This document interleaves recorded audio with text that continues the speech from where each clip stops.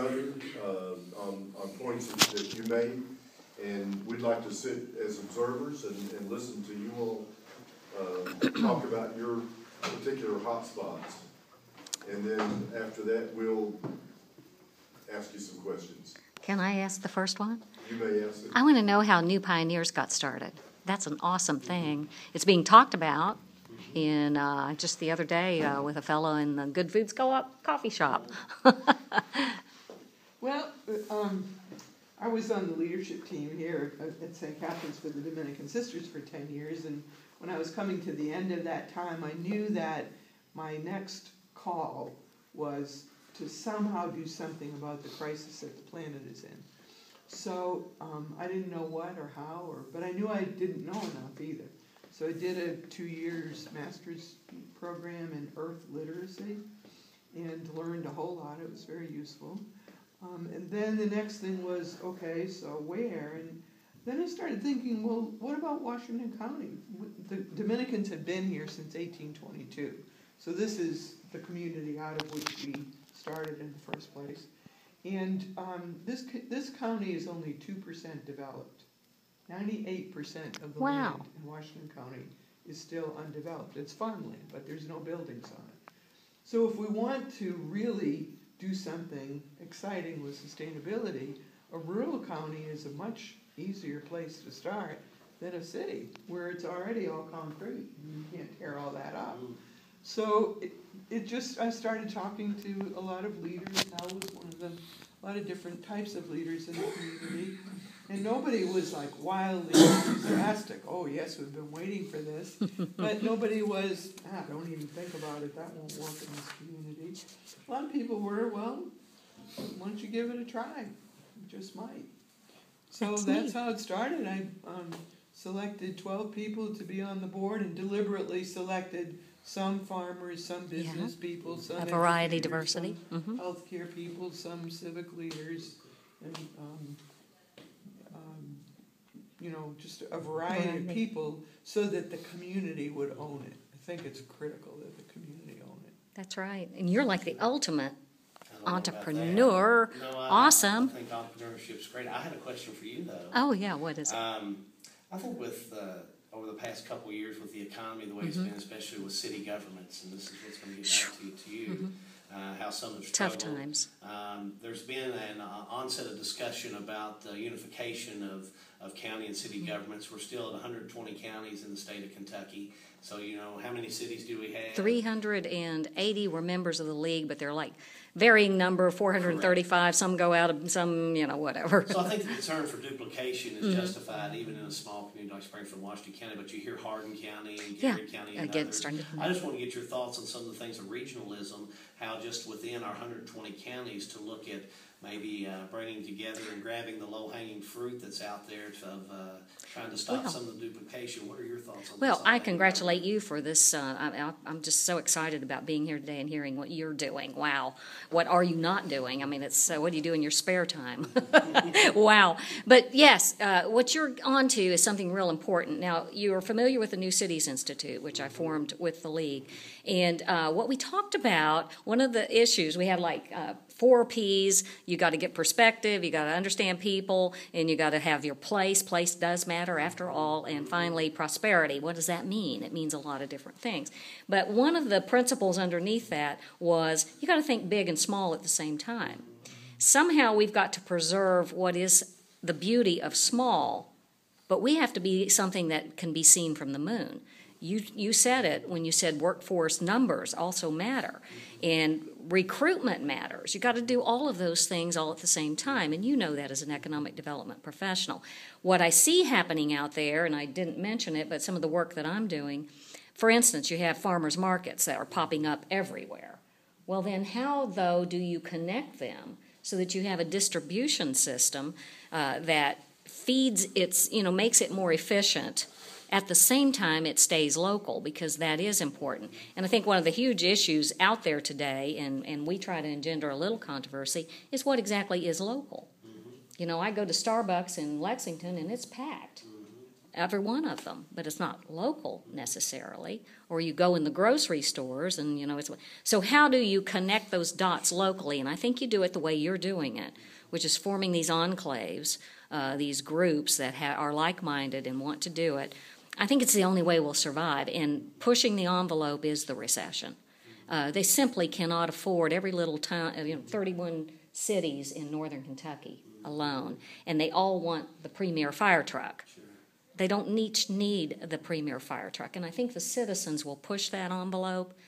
That's why I try to be an optimist, this whole anti-government fervor, which I think has some really unhealthy aspects, but it also has some healthy aspects. Let's pick out what's best about it and realize that maybe it will push toward more of those kinds of things, but still preserve the idea, as The Economist said in one of their articles one day, people are returning to small towns, and some people, and many people, like to live next door to cows. Mm-hmm. It's important to them.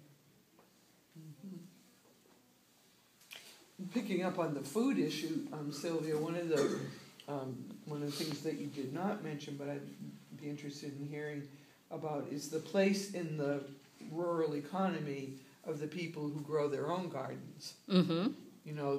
We tend to say, well, the more farmers markets we have and the more distribution systems we have, but we also have, I think, at least half of the people in our county have a garden of some kind and grow some of their own food, and that's an economic development issue too, but it doesn't seem to get factored in a lot of times. Well, it's starting to grow, and thank you for bringing it up, because we do talk about that, because, for instance, we had on the show the Cluck people.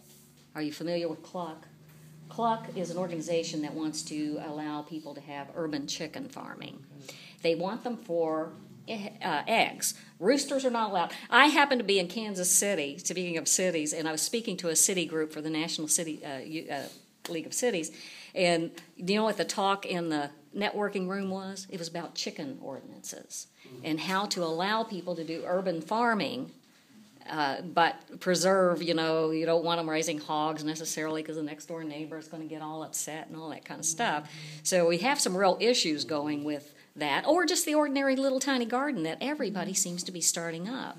And I think those things, people sharing with their neighbors and how important that was. Just a quick anecdotal story. When I first moved to a Lexington subdivision, my parents moved in with us to take care of our boys, who were like 2 and 4. We had cleaned out the flower beds. My father's from eastern Kentucky. Cleaned out the flower beds thinking we were going to plant new flowers and bushes. I came home from work one day, and there were tomato plants planted in my flower beds. And they grew, and they grew, and they grew over the picture windows, and the neighbors were just horrified.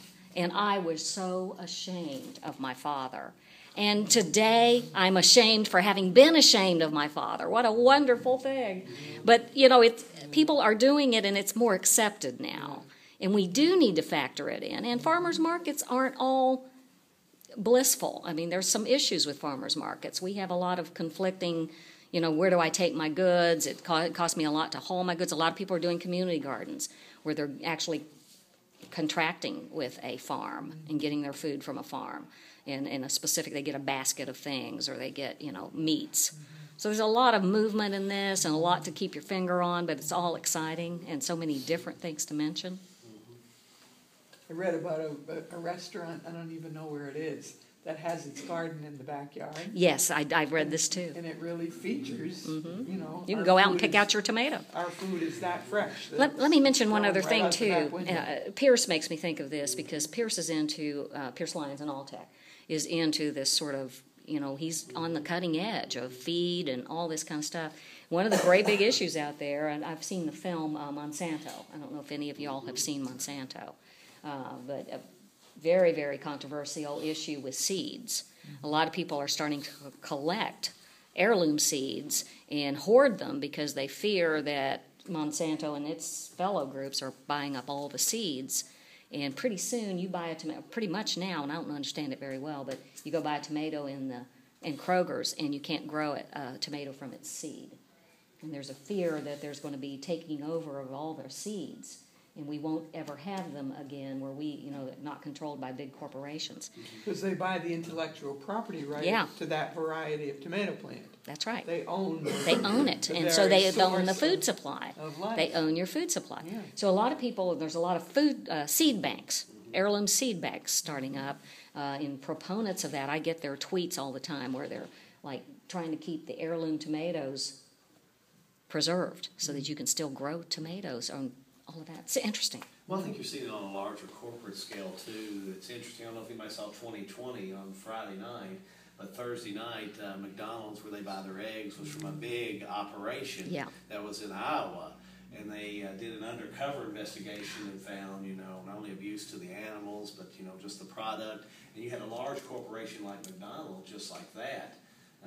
Any eggs from the Mississippi to the west for their Egg McMuffins, they canceled that contract. So you can imagine from that standpoint. But I think from a consumer standpoint, from a rural area, if you start looking at where you want to get your eggs and look at the whole, the whole theory of corporate restaurant America, it makes you look at, some of the big groups that are doing a lot of that. And processing. The benefit and the curse of today's news media, and it has both aspects, but the curse is that it's bombarding us with sound bites and no context. But the beauty of it is, or maybe this is beauty, but you know more than you ever knew.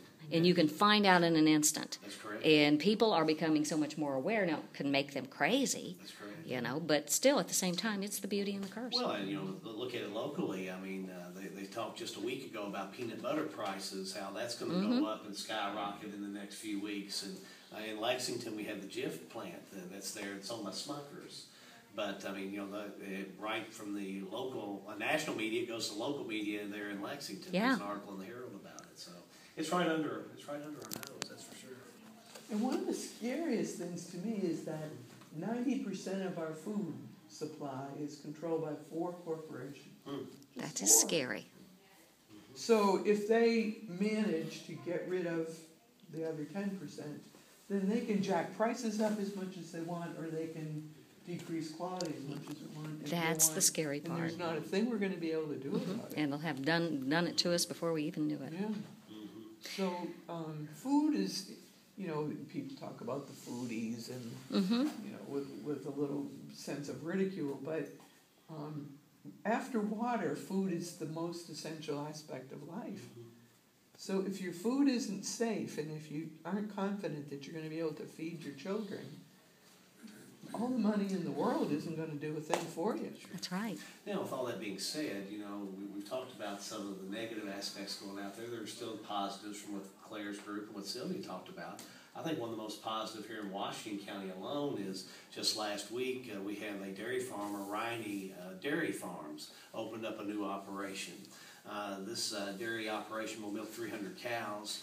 Not only did he come in and make the operation more efficient, but he was able to come in and use energy-efficient equipment for pulsators, and he's using PLCs. He's using the latest technology to be able to produce the milk. That's exciting. Even from the cups that are extracting the milk, that the udder, when the one, you got 4 udders, and when one udder is complete, there's a electronic PLC that says, okay, this one is complete. It shuts it off, so that it's for the care of the cow itself. It doesn't get mastitis or ill. So I think, still there's some bright spots out there in little cells. Very much. You have to remain an optimist, don't we? Yeah. Okay, I think we're about time for questions.